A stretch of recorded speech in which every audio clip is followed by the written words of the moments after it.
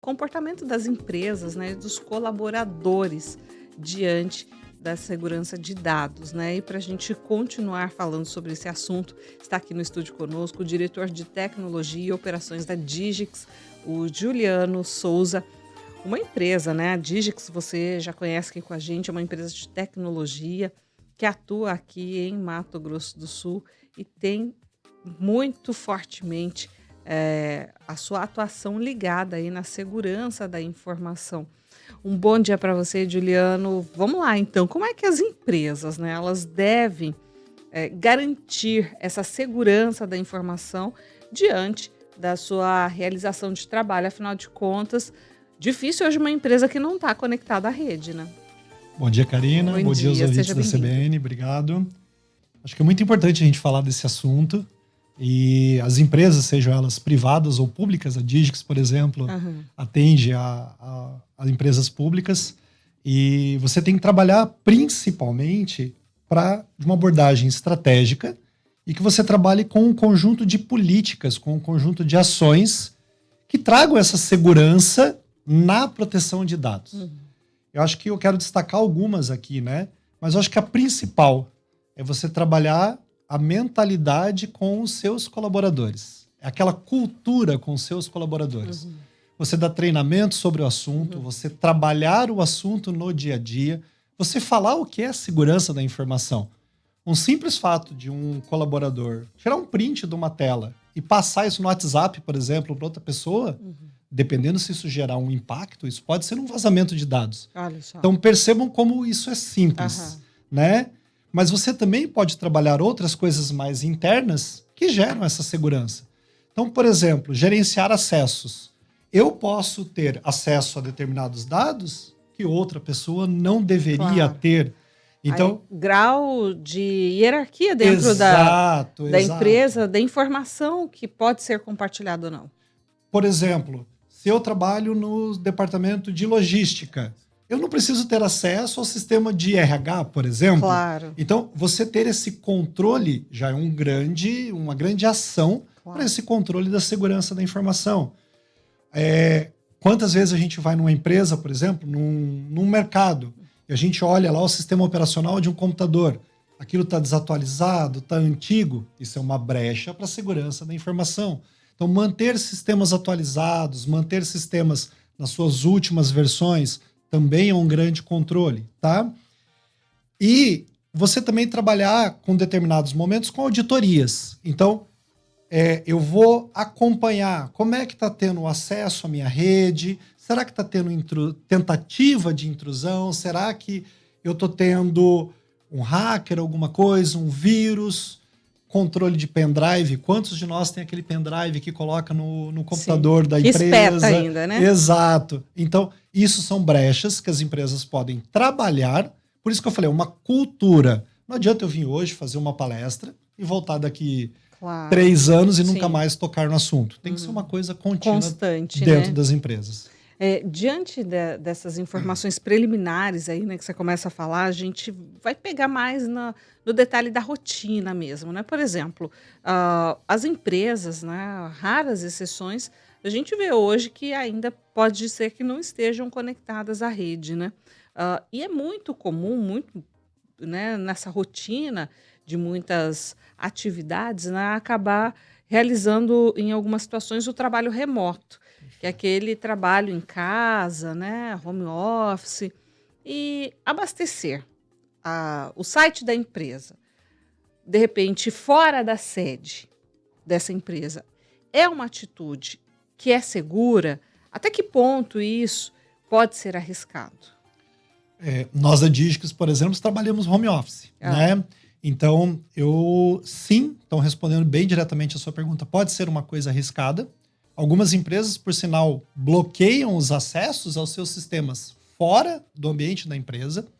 Então, você, por exemplo, pessoas que viajam muito, vão acessar aquelas redes virtuais públicas, né? Wi-Fi público, um shopping, um hotel, tá? Você tem que ter recursos que tragam essa segurança para os dados da empresa.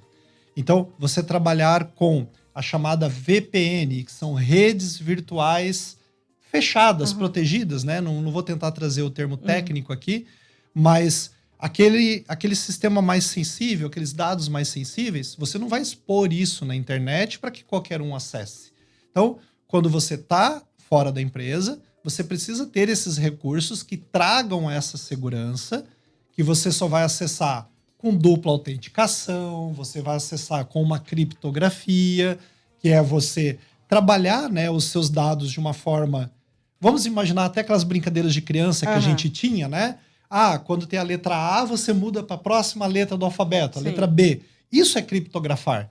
Então, você trabalhar esses conceitos, essas ações, esses recursos, trazem essa segurança para esse acesso fora da rede.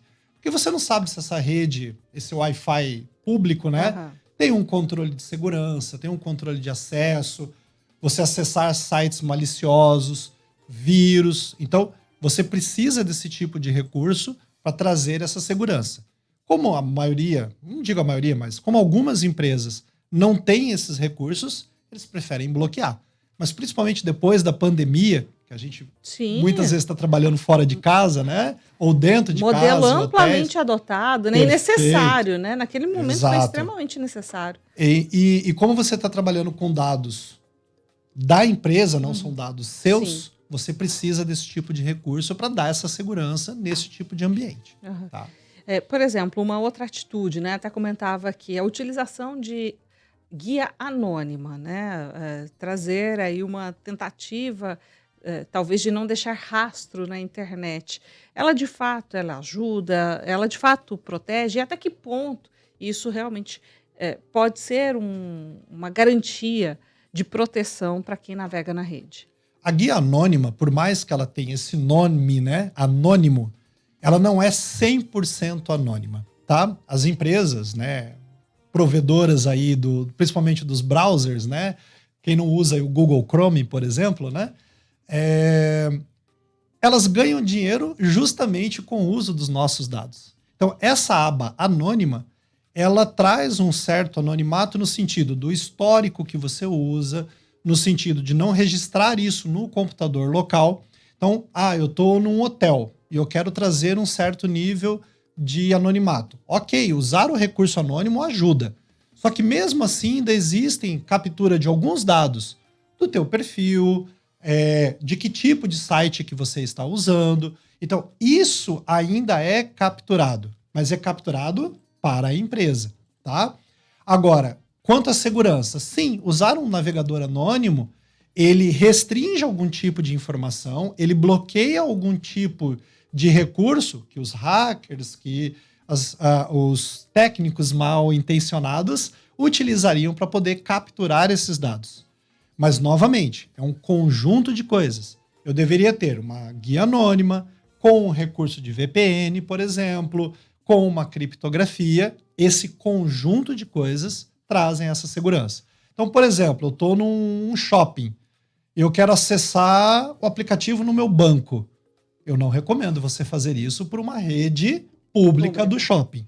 Então, use o seu pacote de dados local para você poder fazer isso. Isso vai te trazer mais segurança do que você simplesmente, vou usar um navegador anônimo e vou acessar o meu aplicativo do banco.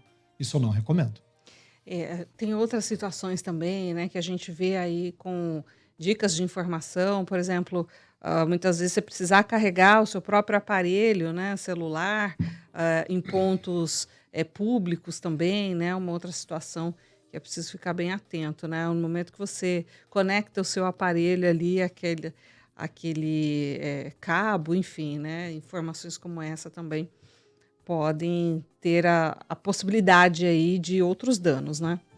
O conectar o seu aparelho num simples carregador de celular não é tanto problema. O maior risco realmente é a utilização do Wi-Fi público. Esse que é vamos dizer assim, a porta de entrada. Acho que o maior exemplo que a gente pode dar até são das urnas eletrônicas, né?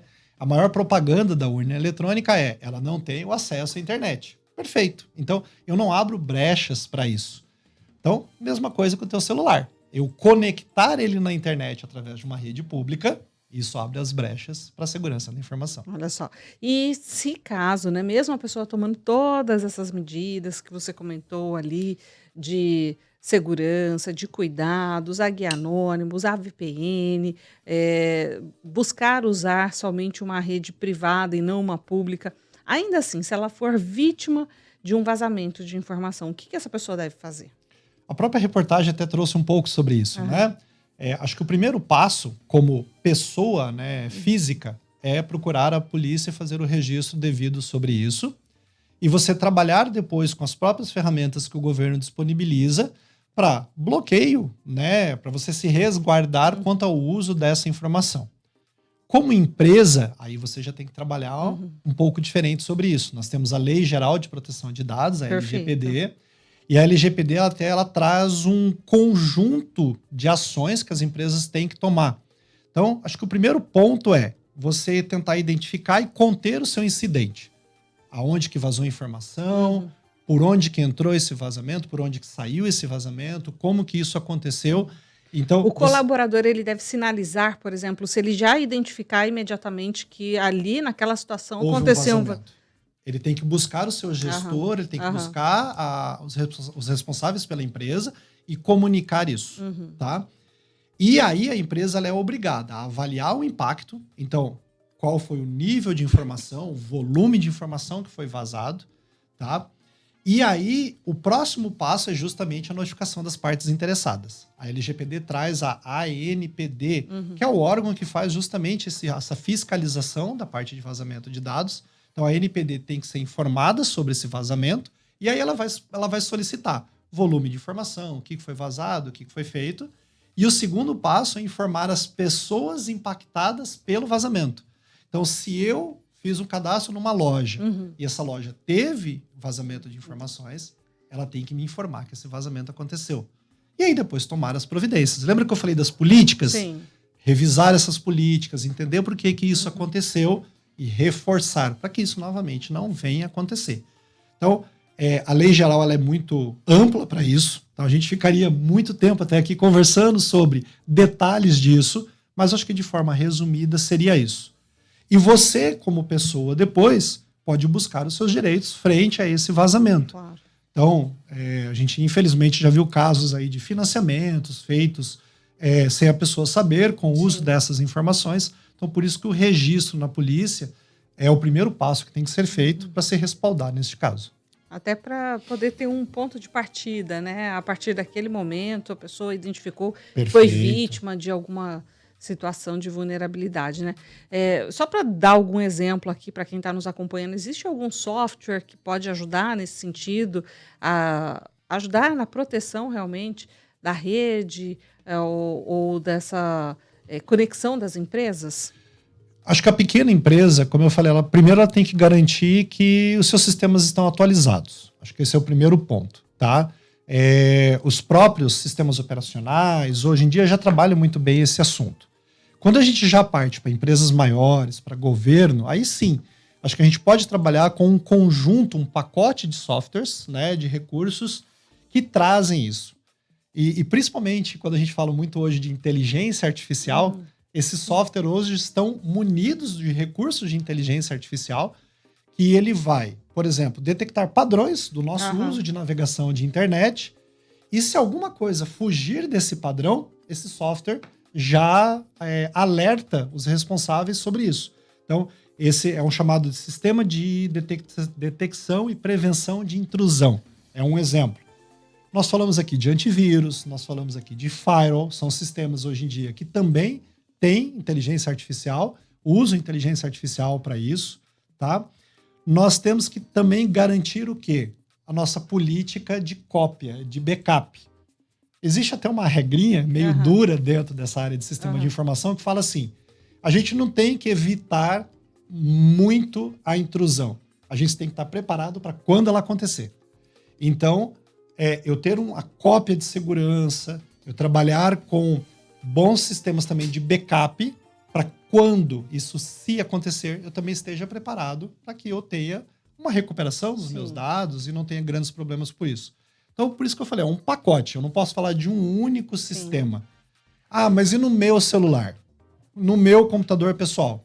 Trabalhe com a atualização dos seus sistemas, trabalhe com um bom antivírus. O gratuito funciona? Funciona, melhor do que eu não ter nada. Então, trabalhe com esse conjunto de coisas também para te trazer um pouco mais de segurança. Juliano, qual que é a avaliação que você faz desse dia 28, Dia Internacional da Proteção de Dados? Eu acho que é muito importante a gente trabalhar, como eu falei, a conscientização.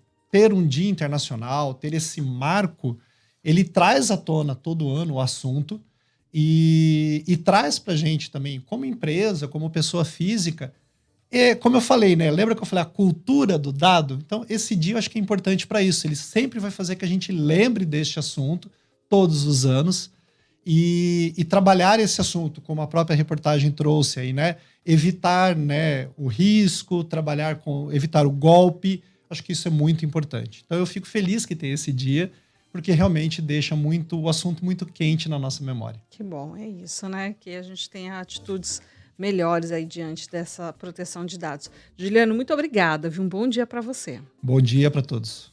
A gente vai fazer uma pausa e voltamos já, não sai daí.